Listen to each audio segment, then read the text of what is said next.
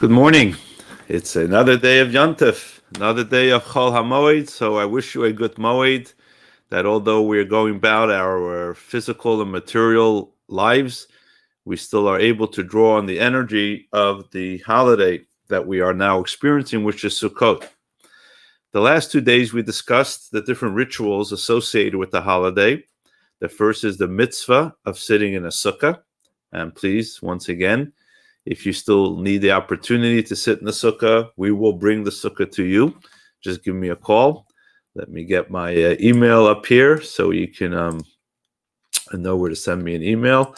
Send an email to rys@jewishcenter.info or call me and I'll be able to arrange either for you to have a space, private time in one of our sukkot or have a sukkah brought to you.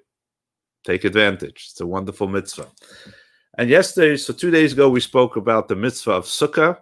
And yesterday, we spoke about the mitzvah of the lulav and the esrog. Today, we're going to speak about a different mitzvah of the holiday of Sukkah, another concept of Sukkah, which is a little harder, perhaps, but more meaningful in terms of associated with a very important part of the holiday. And that is the mitzvah of joy.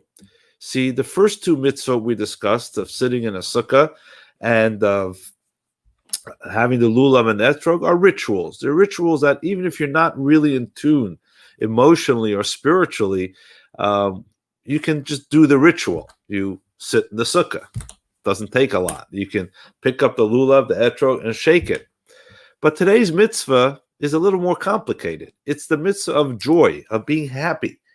And that's a very, very important idea and a very important thing that we're all trying to work hard these days. It's not just a simple ritual, just be happy. What do you mean, be happy? I can take a lulav even if I'm not happy, but being happy is an emotional state of being. You can't just instruct someone to be happy. So let's revisit this mitzvah for just a few moments this morning. And that is that you can't tell someone to be happy, but you can give them a tool of being happy. And that is what Sukkot is about. Sukkot is about providing the atmosphere and providing the environment in which a person can learn how to be happy. And when you're learning how to be happy, as we've mentioned many times on our conversation here online, that life is what happens while you're trying to figure it out. We're trying to make all these plans of figuring out. Meantime, life is going on and things are happening, and that's actually what you become. So if you work on being happy, it will make you a happier person. But Sukkot gives us an incredible tool, perhaps step number one. And when you're engaged in working in that step, it becomes a festive holiday. What was that tool? Where does the joy of Sukkot come? To the extent that the Talmud tells us that if one didn't witness the joy of Sukkot, they never really saw what joy is really all about. What happened on Sukkot? They had a good wine party, they had a good bar, they drank, they ate good meat. Not really. Actually, that as we're taught, the joy of was the Simchat Beit HaShoeva. They would draw water and bring water offerings in the temple. And when they would drink and when they would bring this water, that created joy. Now, I've heard about wine bringing joy. I heard about whiskey bringing joy. I never heard of water bringing joy. Water is water. You're thirsty, you drink water, but it doesn't make you happy. But maybe it can. Because when you think of the nature of water, precisely because water doesn't have the elements that make you happy superficially, it allows you to go into the true source of happiness. See, when we say we become happy over drinking wine, it's a stimulant. Wine stimulates, and it really is a certain type of superficial happiness. When we say water, water has no taste. Water has no flavor. Real water, not today's marketing gimmicks, but real water has no taste. Water is just tasteless. It's just a simple liquid that you ingest and quenches your thirst. And sometimes that's step number one. Wine represents our own excitement, our own externally stimulated happiness. And perhaps when we don't have those external stimulants to make us happy, we're not happy. But if we learn to become happy from within, without relying on external things, without relying on external taste buds, but just experiencing life for what it is, then we can truly generate a joy because we're no longer reliant on external elements to make us happy. We realize that just life itself and the opportunities it brings us is something that should make us joyful. It's a matter of perspective. It's a matter of focusing, reshifting our focus. And that's what happens on Sukkot. On Sukkot, we try to, in all the different rituals, the prime element is to reshift our focus and realize that as much as we are engaged and we are responsible for our lives are not our own. Our lives are gifted to us by God for a purpose.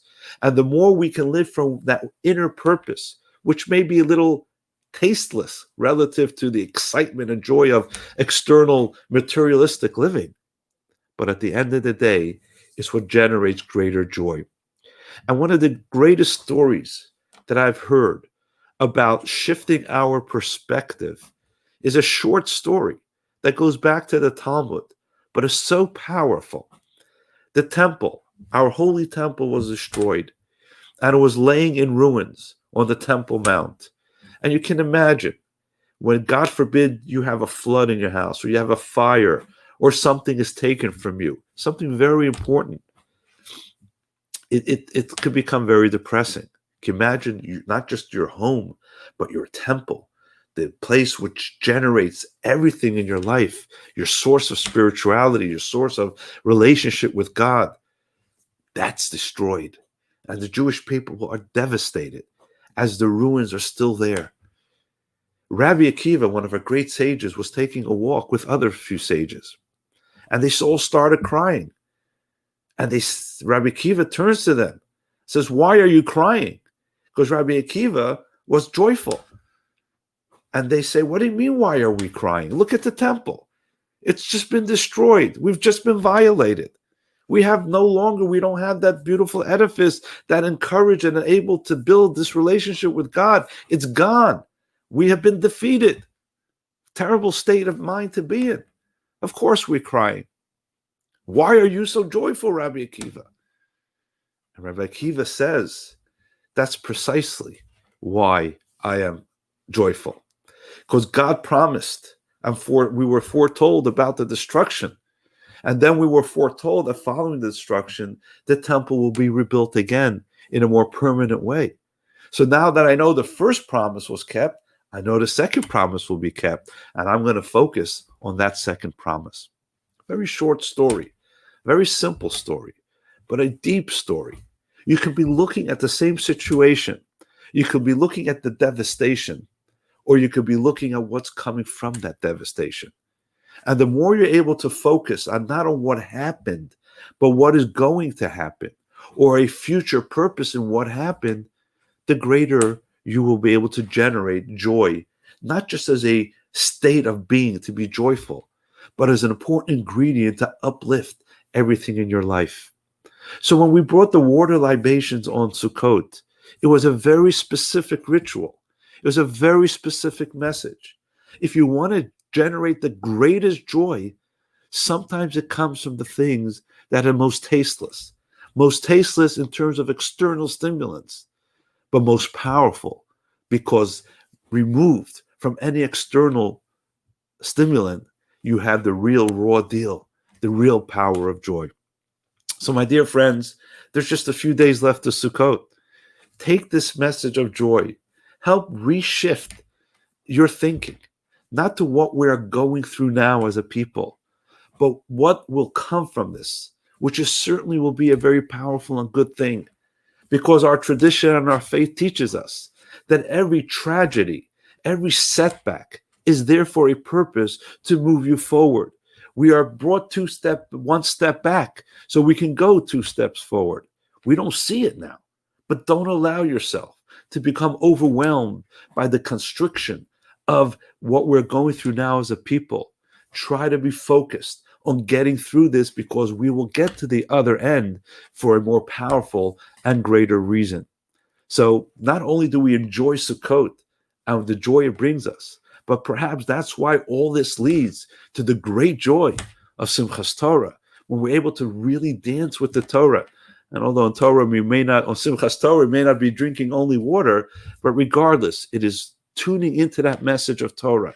And when you really get it, when you're really able to grab the Torah and not just hold it as an object, but internalize it as an ingredient of purposeful and meaningful living, then not only your feet dance, not only your body dances, but everything else around you will hopefully be generated with that great energy of joy.